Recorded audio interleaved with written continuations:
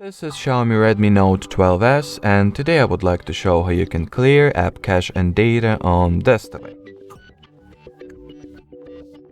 Firstly, you will need to launch Settings.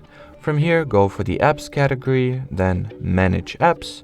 Find whatever application you would like to erase all data for. Open its App Info page.